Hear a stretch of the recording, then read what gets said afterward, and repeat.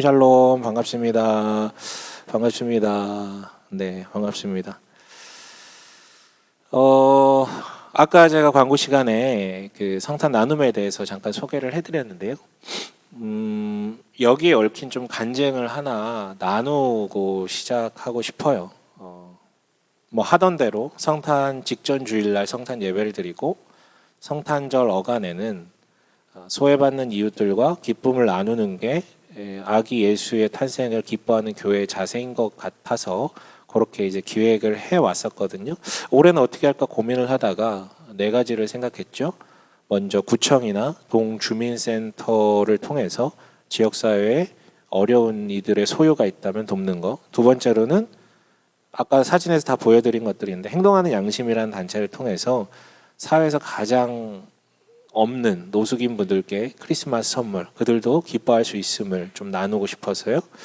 세 번째로는 말씀드렸듯이 지난번에 한번 도왔던 강서구 군에 있었던 위기 가정, 갑작스럽게 이제 가정이 막 깨어지고 막 뭐 이렇게 도망가고 뭐 이래가지고 그때 이제 그 기본적인 뭐 행거라든가 이런 것들을 이제 선물로 드렸었었는데 성탄절이잖아요, 기쁜 날이잖아요. 그래서 빡빡하게 살지 말고 잠깐이라도 좀 잉여로움을 느끼셨으면 좋겠어서 상품권을 좀 선물로 드렸습니다. 물론 뭐 사용은 본인들이 알아서 하시는 것이지만 마음을 그렇게 전달했고요. 마지막으로는 저희 교회가 이번에 2주 전에 계약을 하면서 정식으로 교회입니다라고 소개하고 또 건물에 있는 분들에게 예수님 탄생의 기쁨을 나누기 위해서 그렇게 좀 하기로 했죠. 예산은 한 100만 원 정도 추산을 했었어요. 헌금과 재정을 합쳐서 100만 원에서 150만 원 정도. 그래서 이제 계획한 때가 되어서 구청에 전화를 하려고 했던 날이었거든요. 근데 갑자기 동주민센터에서 연락이 왔어요. 자기가 새로 바뀐 복지 담당자인데 작년에 저희 교회에서 동주민센터를 통해 기프트 박스를 한 10박스 정도 이렇게 마련해 가지고 나눴던 기록을 보고 연락을 주셨다고요. 왜 연락을 했냐면 매년 연말이 되면 김치 이 나눔 박스 후원이 많이 들어오는데 올해는 뚝 끊겼다고요. 그래서 혹시 보통 10kg들이 한 박스씩 이렇게 패킹해 가지고 나눠 드리는데 요걸 한 70박스 정도 후원해 주실 수 있냐, 저희가 도울 수 있냐 하고 물으시더라고요. 그래서 우선은 알겠다라고 대답을 했어요. 다만 계산을 해보고 전부를 할 수 있을지 일부만 할 수 있을지 답하겠다고 했죠. 그리고 끊고 계산기를 두들겨 봤는데 중국산으로 하면 70만 원인데 국산으로 하면 200만 원 정도 계산이 나오더라고요. 고민했죠. 그래도 섬기려면 좀 좋은 것으로 하는 게 맞지 않나라는 좀 생각이 있어가지고 고민하다가 또 제가 믿음이 좀 크지 않습니까? 그렇죠? 네. 눈에 보이지 않겠지만 네, 믿음이 좀 크지 않습니까? 혹은 대책이 없든지 아무튼 그래가지고 왠지 어떻게든 될 것 같아서 고민하다가 어쨌든 다 하겠다, 국산 김치로 해서 다 하겠다라고 연락드렸어요. 그리고 저의 믿음대로 저는 분명한 믿음이 있기 때문에 여러분들에게 성탄헌금을 미리 내라고 삥을 뜯고 그리고 성탄헌금 미리 하라고 한 교회도 없을 거예요. 아무튼 그렇게 얘기를 하고 또 뭐 이런 일이 있었다고 그냥 먼저 동에서 연락을 줘서 참 감사하다고 그냥 페이스북에 포스팅을 했는데 여러분들도 참 분에 넘치게 헌금을 많이 해주셨고 또 외부에서도 뭐 후원해달라고도 안 했는데 후원이 꽤 들어왔어요. 여러분 제가 이래서 페북을 못 끊어요. 중독됐다고 하지 마세요. 그래서 무려 400만 원이 동참이 돼서 아까 말씀드렸던 네 가지 사업을 다 하고도 100만 원이 남은 거예요. 그래서 다른 곳에 추가로 하려고 고민을 해서 1차적으로는 어쨌든 지역사회를 섬기고 싶어서 우리 교회에 대해서는 제가 교인들의 사정을 아는데 어떤 그런 도움이 당장 필요하신 분들은 없어가지고 어쨌든 지역사회 연락을 돌렸는데 딱히 추가적인 소요가 없더라고요. 그래서 이걸 어떻게 하지 고민하다가 우리 교회도 한국교회 일원이잖아요. 그래서 지금 작은 교회를 다 죽어 나가고 있어서 100만 원을 이제 두 군데로 나눠서 돕기로 결정하고 이것도 그냥 페이스북에 공지를 했어요. 그랬더니 여기저기서 연락이 오더라고요. 사연을 읽는데 마음이 너무 아파요. 진짜 진짜 최악이구나. 막 이런 생각이 들더라고요. 근데 또 곤혹스럽다고요. 내가 뭐라고 저 누구는 주고 누구는 주지 않는 것을 선별하는 게 너무 잔인한 거, 이런 상황 자체가. 그래서 그냥 이런 답답한 마음을 또 그냥 페이스북에 잠깐 썼어요. 그리고 끝내 부분을 결정해서 24일에 입금하려고 하는데 그때 마침 교회 전화가 울리는 거예요. 여러분, 교회 일반 전화가 있거든요. 근데 보통 교회로 오는 전화는 저기 차비가 없어서 그런데, 저기 약값이 떨어져서 그런데 도와달라는 그런 익명의 분들에게 오시는 전화, 혹은 거기 활용반점이죠? 라는 중국집, 중국집. 그놈의 활용반점은 없어지질 않아요. 이 전화예요. 그래서 그냥 아무 생각 없이 전화를 받았는데 어떤 목사님이 그 글을 보고 연락했다면서 100만 원 정도 동참할 수 있을 것 같대요. 너무 감동적이잖아요. 전혀 모르는 분. 그래서 누구시냐 물었죠. 그랬더니 묻지 말래요. 아니 그래도 제가 쓰고 나서 어디에 썼는지 말씀은 드려야 될 것 아니냐 그랬더니, 목사님이면 제가 믿을 수 있을 것 같습니다. 그냥 묻지 마시고 그냥 쓰세요. 여러분, 제가 이런 사람입니다. 묻지도 따지지도 말고 믿어야 되는. 이게 분명히 빵 터졌어야 됐었는데 지금 아무도 없어가지고 터지질 않네. 그래서 총 4교회를 도울 수 있었어요. 정말 할렐루야죠. 그런데 사실 하나 더 있어요. 뭐냐면 오늘 저녁에 제가 어떤 교회에 가서 설교를 하게 되어 있고, 또 화요일에도 외부에서 설교를 잠깐 해달라고 요청이 있었어요. 원래 그런 요청 별로 없는데 갑자기 몰렸거든요. 근데 제가 이제 그 선별하는, 그 어디를 주고 말지를 선별하는 과정에서 마음이 너무 안 좋아서 이것도 뜻인가 보다. 요청 한 번도 없다 갑자기 연말에 이렇게 2개가 있네. 그래서 요게 받으면 내가 2개를 합치면 1교회 정도 더 내가 개인적으로 도울 수 있지 않을까라고 마음을 먹고 있었거든요. 근데 갑자기 25일에 연락이 와서 화요일 날 설교가 취소됐다고 연락이 왔어요. 그래서 어차피 100만 원을 주셔가지고 2군데를 더 도왔으니 그냥 뭐 주일에 설교하는 건 그냥 내가 먹어야겠다 했거든요. 그거 뭐 내 거니까 내가 먹어야겠다 생각을 했거든요. 근데 갑자기 어제 또 연락이 와요. 한 교인분한테 페북 글을 보았는데 조금 더 할 수 있을 것 같다 라고 하는 거예요. 그 말을 듣는 순간 이 사람이 한다는 돈과 나의 그 사례가 합치면 1군데를 더 할 수 있겠구나 라는 생각이 들었으면서, 이런 젠장 할 때 빨리빨리 하지 왜? 이미 버스 떠날라 그러는데 늦게 얘기를 해가지고. 아무튼 그런 생각이 들었어요. 마음이 따뜻해지려다가 급 식었지만 다시 또 따뜻해지는 감사한 성탄 과정의 이 나눔의 과정을 여러분들하고 좀 나누고 싶었어요. 여러분도 동참을 해주셨기 때문에. 그러고 보면 우리 교회도 꽤 성장한 것 같아요. 지금 이 자리에 뭐 꼴랑 제 앞에 4명밖에 안 앉아 있는데 성장한 것 같아요. 뭐 사람이 는 게 중요한 게 아니라 마음 얘기인 것 같아요. 그리고 제가 이렇게 간증이라는 것을 처음 해본 것 같은데 왜 굳이 갑자기 간증을 했냐면, 여러분들이 동참해 주셨기 때문도 있지만 우리 마지막 주일을 맞이하면서 우리네 선택적 기억력에 대한 우려 때문에 좀 더 간증을 일부러 나눈 것 같아요. 우리는 보통 좋은 일보다는 사실은 힘든 일에 대한 기억이 주로 그 해를 정리할 때의 기분을 좌지우지하거든요. 그래서 사실 그저 흘러가는 대로 관정을 놔두면 우리 입에서는 감사보다는 좀 부족했던 것들이, 그래서 불만이라는 게 더 크게 다가올 때가 있어요. 특히 올해같이 코로나 블루라고 부를 정도로 전 세계적으로 이렇게 움츠려들 수밖에 없는 상황이었다면 말 다 했죠. 여러분, 올해 감사를 감히 얘기할 수 있는 사람들이 얼마나 될까요? 하지만 우리가 지나가는 시간들을, 2020년이 지워진 건 아니잖아요. 뭔가 일들은 있었고 동일한 시간이 주어졌었는데 이 시간들을 너무 쉽게 쓰레기통에 버리지 말고 좀 한번 돌아봤으면 좋겠어요. 우리 인간은 동물과 달리 독특한 특성이 있잖아요. 뭐요? 동물은 그냥 본능에 따라서 계절 바뀌는 것에 따라서 그냥 쭉 살지만 우리는 달력이라는 걸 만들어가지고 한 1년을 기점으로 뭔가 해가 바뀔 때 리셋하려는 의지가 있잖아요. 근데 그런 의지가 우리에게 없다면 그거는 동물적 본능으로 살아간다라는 것밖에 안 되거든요. 특히 올해는 송구영신 예배가 없기 때문에 오늘이 송구영신 예배라고 생각하시고 진지하게 리셋의 시간을 한번 가져보면서 감사를 고하며 또 결단해보는 시간을 가지면 어떨까라는 생각이 듭니다.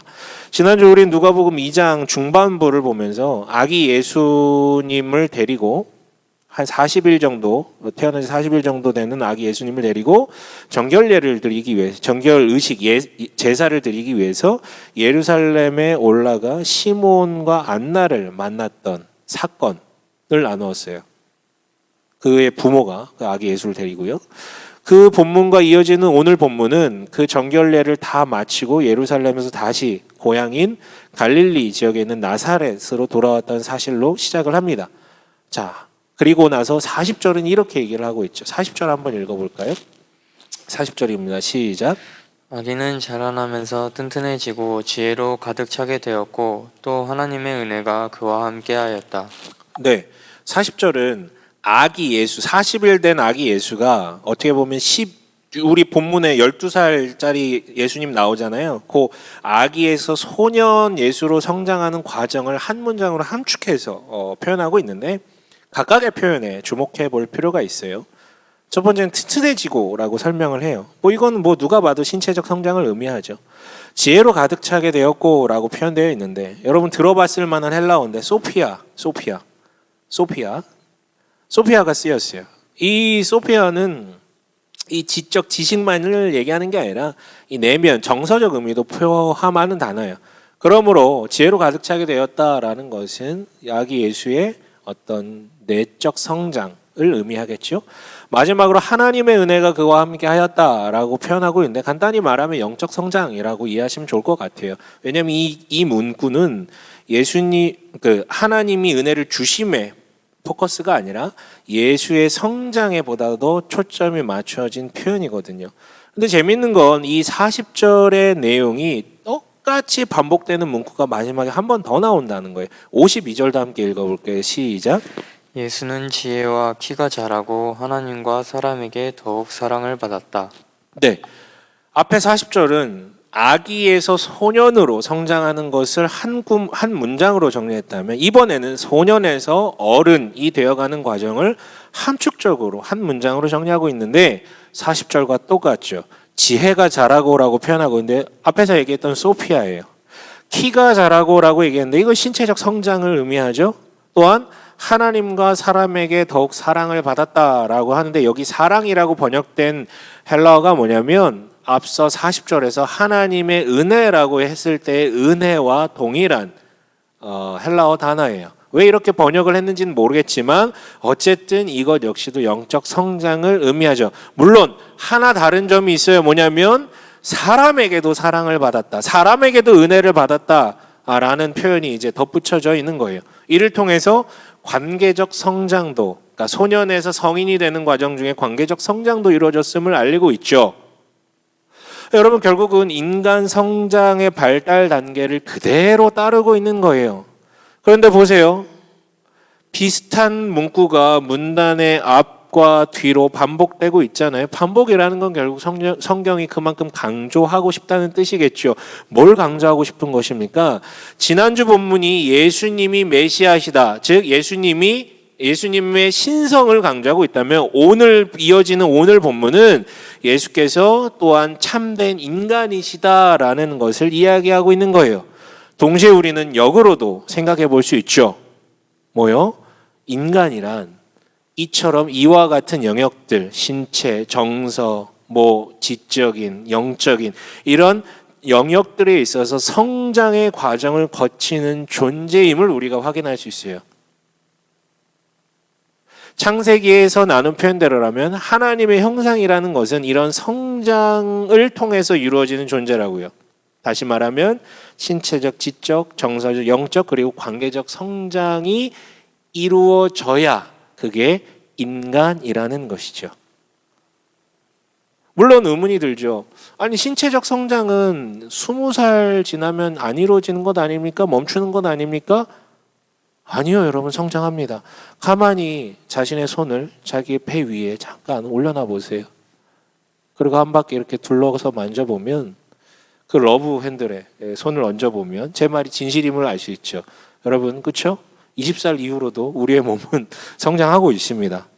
장난이고, 어쨌든 호르몬에 의해서 강제된 본능적인 성장은 인간의 생애 주기, 그러니까 20살 정도 되면 멈추는 게 맞아요. 하지만 각 나이대의 시기마다 달성해야 될 신체적 성장들이 분명히 있는 것 같아요. 20살 이전에는 그냥 가만히 놔둬도 성장을 하지만 그 이후에는 자기 몸에 대한 이해, 지적인, 정서적인 이해를 가지고 무너져가는 밸런스를 관리하는 성장. 20살 이전에 그거 안 됩니다. 자기 의지로 안 돼요. 그러니까 그때는 그냥 주어진 성장을 맞이하는 것이라면 그 이후로는 자기가 자기 몸을 이해하고 관리하면서 그렇게 무너져가는 것을 막는, 그게 바로 어떻게 보면 성장 아닐까 싶어요. 나머지 영역들에 대한 성장에는 이견이 없을 거예요. 지적인 성장, 정서적인 성장, 관계적인 성장, 무엇보다 그리스도인으로서 영적인 성장이요. 이것들이 성장해야 된다라는 것이죠. 우리 교회 교인이라면 풍성한 삶으로의 초대라는 교재로 새가족반을 하셨기 때문에 더 이해가 되실 거예요. 그림을 한번 볼까요? 그림이 나올 건데, 그리스도 안에 있는 나를 중심으로 그런 내가 하나님과의 관계, 그리고 나 자신과의 관계, 이웃 즉 공동체와의 관계, 그리고 세상과 관계를 맺는 것, 이게 인간됨에 대한 지도이자 하나님의 형상됨에 대한 지도라고요. 각 그리스도 안에 있는 내가 각 영역이 성장해서 파이가 커져가서 그리스도와 하나되는 과정에까지 이르는 것, 이것이 예수 닮아가는 것이고 그것이 바로 하나님의 형상됨의 회복이에요. 네, 본문은 그래서 참된 인간에게는 이와 같은 영역들이 존재함을, 즉 인간됨의 지도에 대해서 얘기해주고 있어요. 자, 마무리를 할게요. 네. 그런데 중요한 것은 이러한 영역들이 있고 성장할 수 있다라는 그 지도를 보여주는 것과 동시에 그보다 앞선 메시지는 참된 인간, 참된 하나님의 형상이라는 것은 성장하는 존재이고 성장해야만 하는 존재라는 것을 우리한테 얘기해 주고 있다라는 거예요. 다시요. 그냥 성장해야 되는 영역들에 대해서만 얘기하고 있는 것이 아니라 그렇게 계속 그 영역에 따라서 성장을 해야만 하고 있는 것이 바로 하나님의 형상이에요. 어떻게 보면 올바른 그리고 완성된 하나님의 형상이라는 것은 그렇게 계속해서 성장하며 팽창해서 이루어지는 것이 바로 하나님의 형상이라는 것이죠. 물론 성장에 대한 정의가 좀 다른 것 같아요.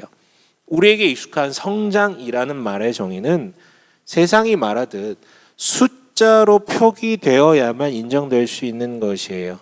그렇죠?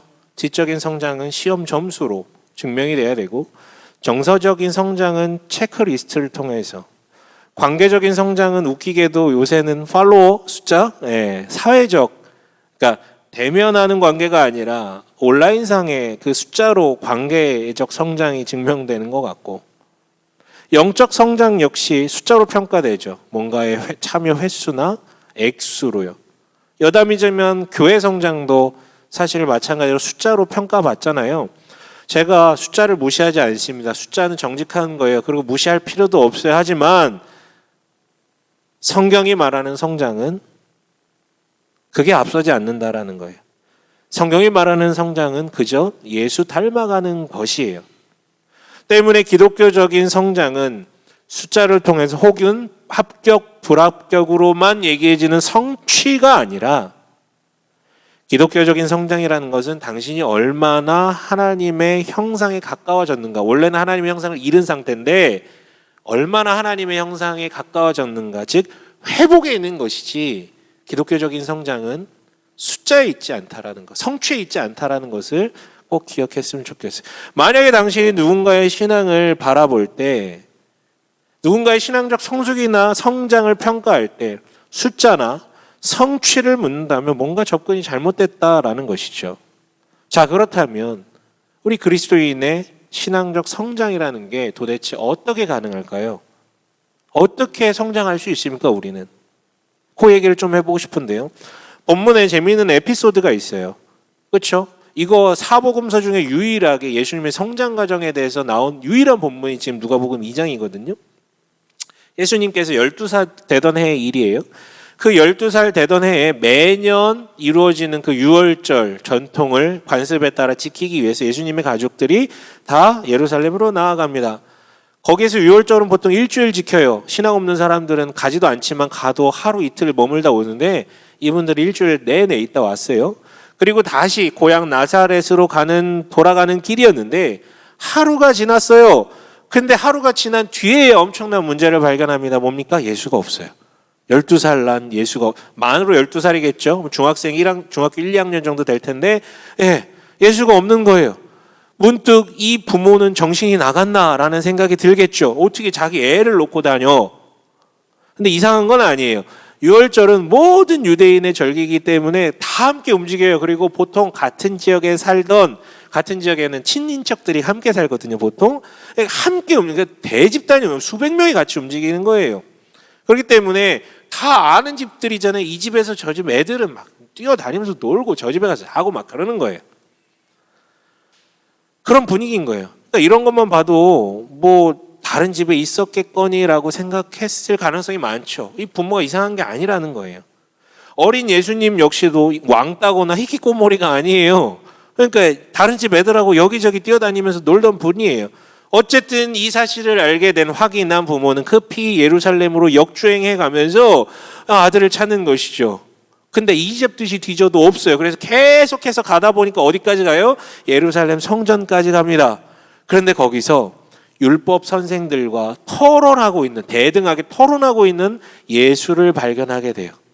여러분, 우리나라에서라면 이런 경우 우선 뭔가 말하기에 앞서서 반 죽여놓고 시작을 하잖아요. 그렇죠?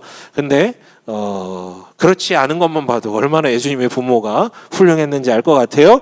다만 이렇게 얘기합니다. 당황스럽잖아요. 랍비들하고 대등하게 대화하고 있는 장면을 봤는데 뭐 어떻게 혼내겠어요. 하지만 이렇게 얘기를 하죠. 48절입니다. 함께 읽습니다. 시작. 그 부모는 예수를 보고 놀라서 어머니가 예수에게 말하였다.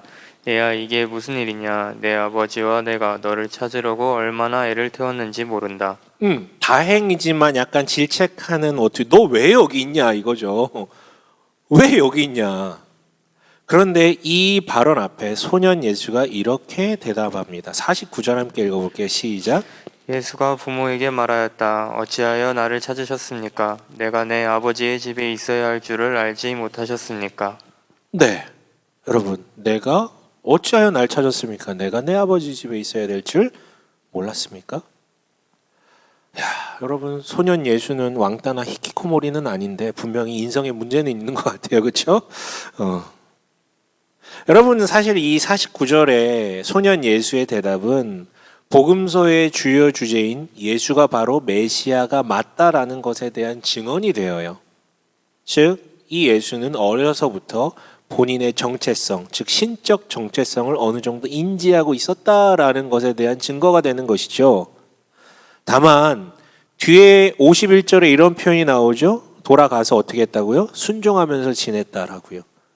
그러니까 약간 내가 내 아버지의 집에 있어야 될 줄 몰랐습니까? 라고 말하는 그 되바라진 표현에 대해서 보정하듯이 예수님은 신이시지만 동시에 순종하며 지냈다라는 표현을 통해 온전한 인간이었음을 이야기하고 있어요.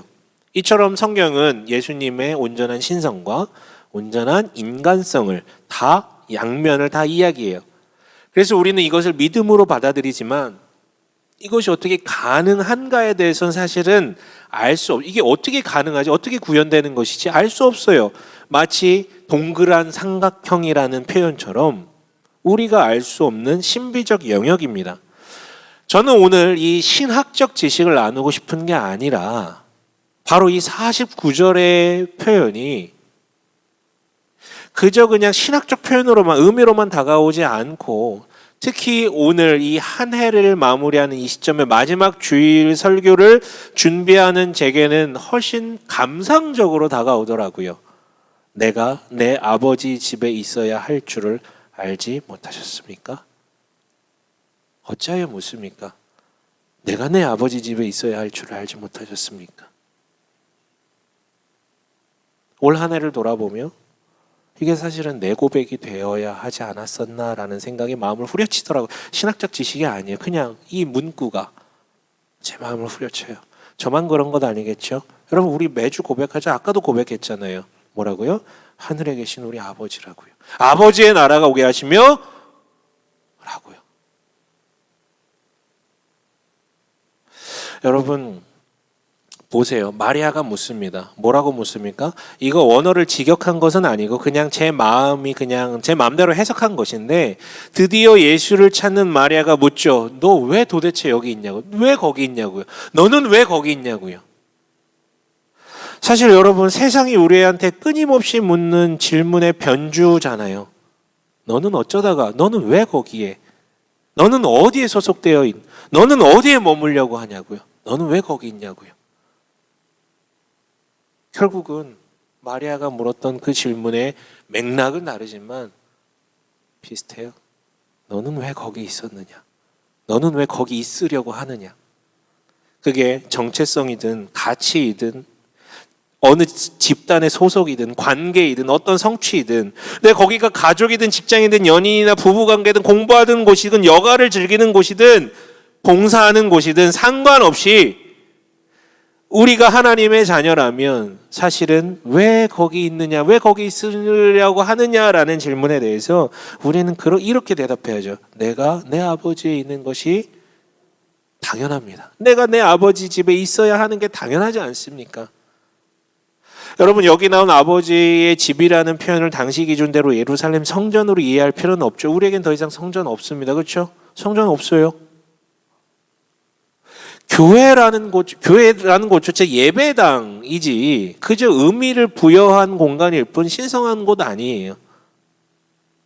오히려 이 소년 예수가 성장하여 우리에게 가르쳐 주신 메시지는, 그 이후에 예수를 따르는 모든 이들이 내놓은 메시지는, 이 신약의 메시지는 주구장창 그렇게 얘기하죠.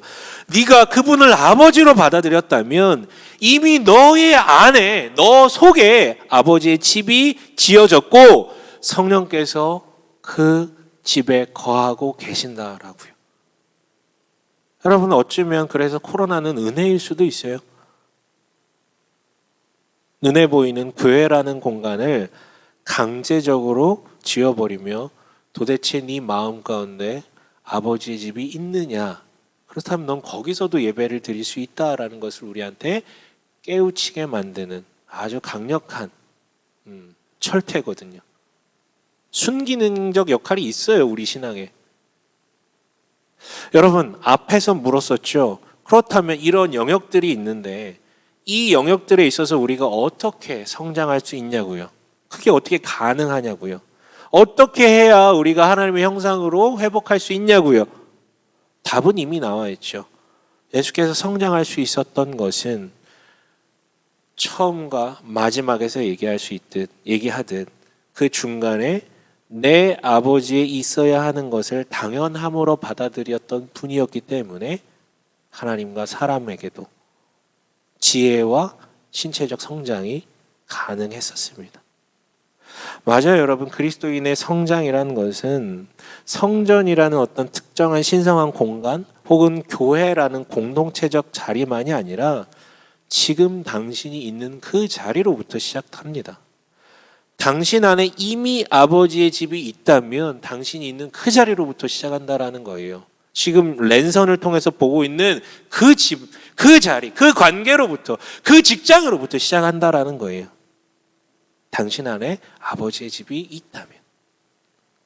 그리고 성경은 그리스도인의 성장이라는 것은 세상이 말하는 성장과 다르다라고 얘기하죠. 뭐가 다릅니까? 세상이 말하는 성장은 네가 해야 되는 거예요. 당신이 해야 된다고요.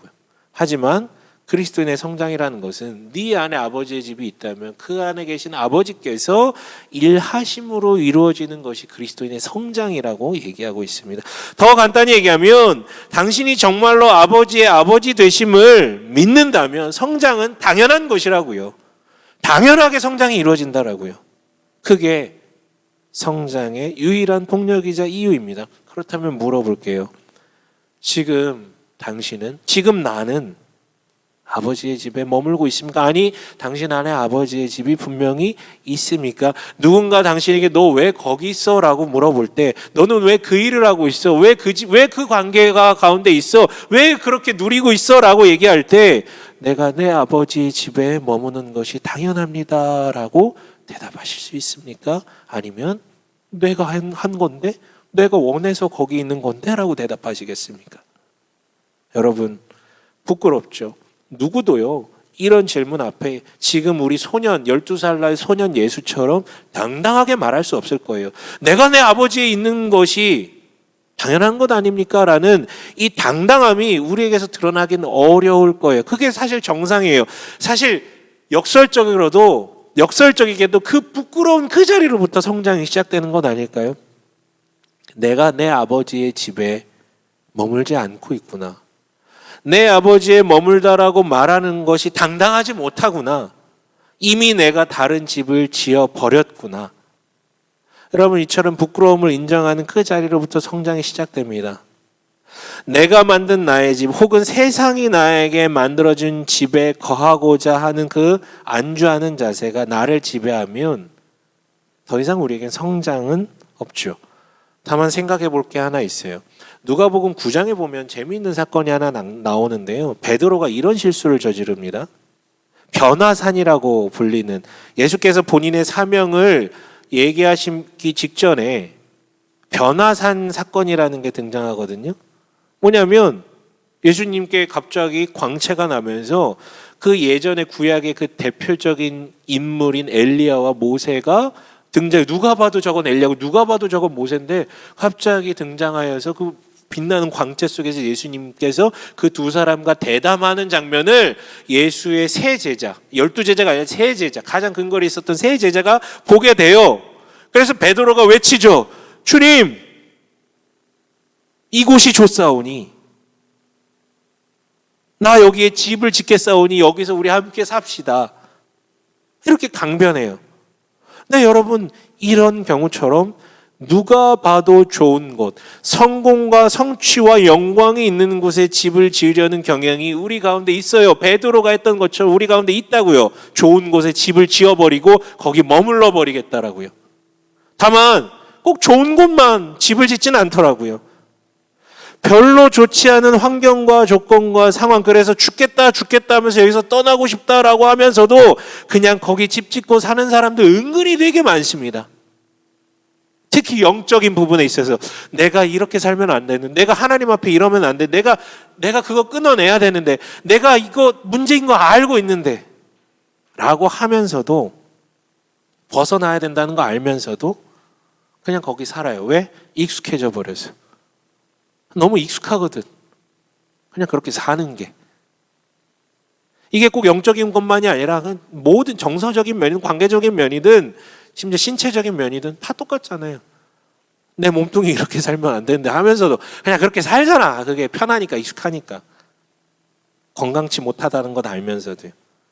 내가 할 말은 아니지만, 제가 할 말은 아니지만, 네, 그저께도 치킨을 먹었습니다. 네, 아무튼 익숙한 것이.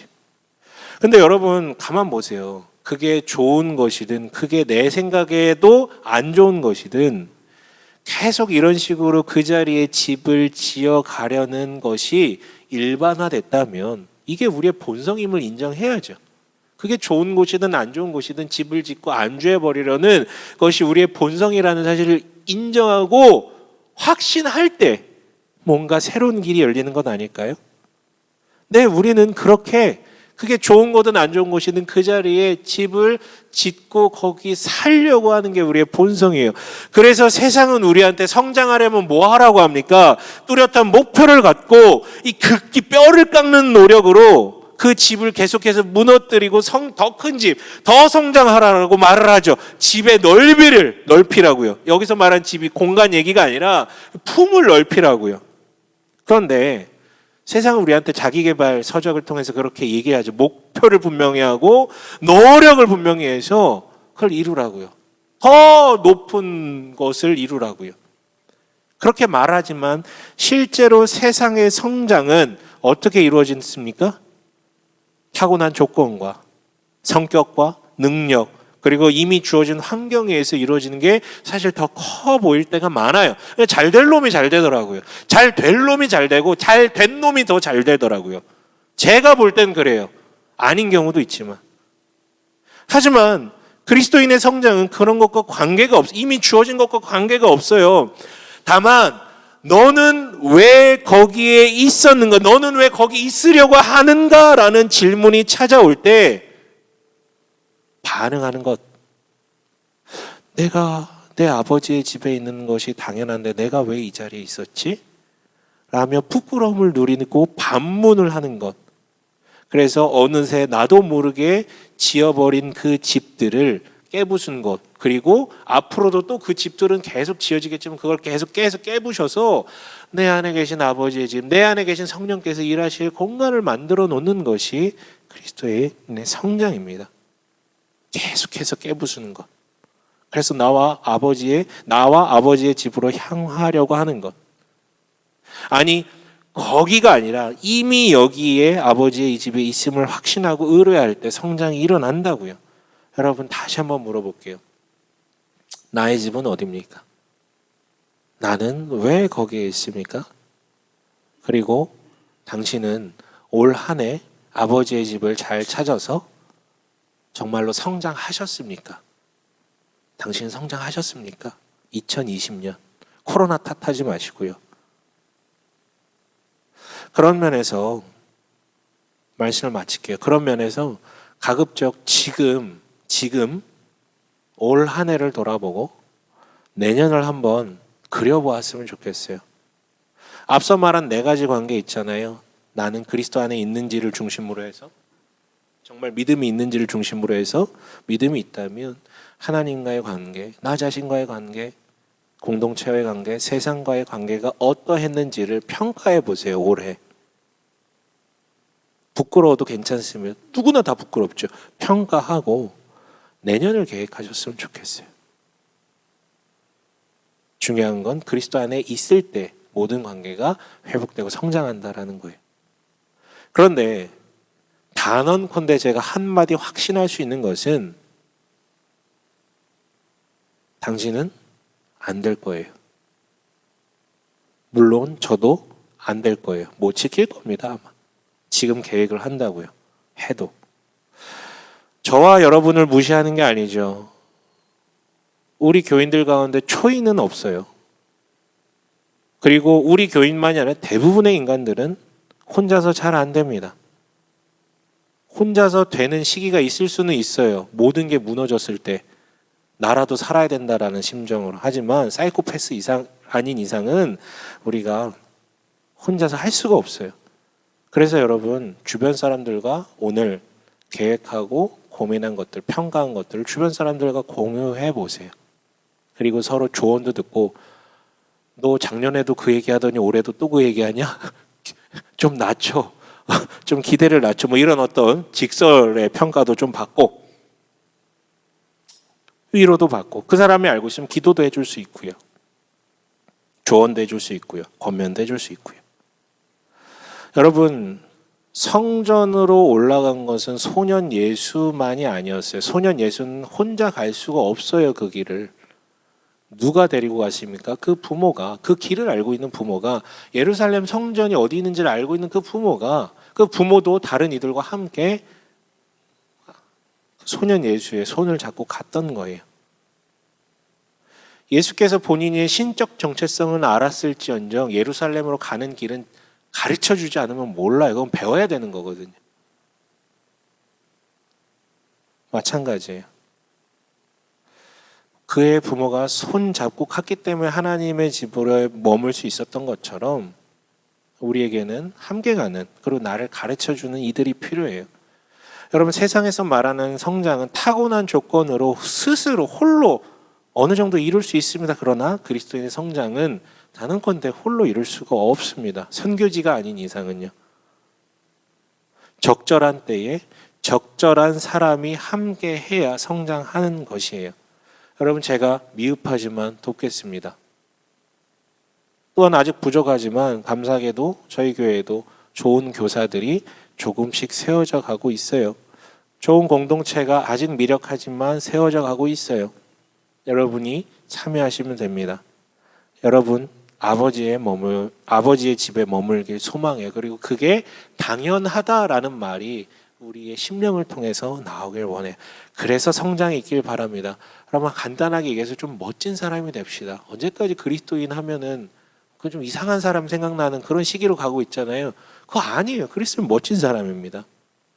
그래서 더 이상 여러분 우리 남이 도와야만 영적 호흡이 가능한, 남이 기도해줘야만 하는 그런 자가 아니라 언제까지 젖밖에 소화할 수 없는, 고작 알고 있는 게 요한복음 3장 16절 말고는 아는 게 없는 딱딱한 음식을 소화할 수 없는 유아틱한 그리스도인이 아니라 딱딱하고 매운 음식도 먹고 소화하며 누군가를 인도하고 성장시킬 수 있을 만한 영적 성숙함이 있기를 소원합니다. 그리고 우리 이음숙교회가 그렇게 성장하는 교회이자 성장시키는 터전이 되길 주님의 이름으로 간절히 축원합니다. 이 시간 우리 함께 숲으로 들어간 시간 갖도록 하겠습니다. 질문 3가지였죠. 올 한 해 코로나로 인해 모든 게 다 덮였는데 그럼에도 불구하고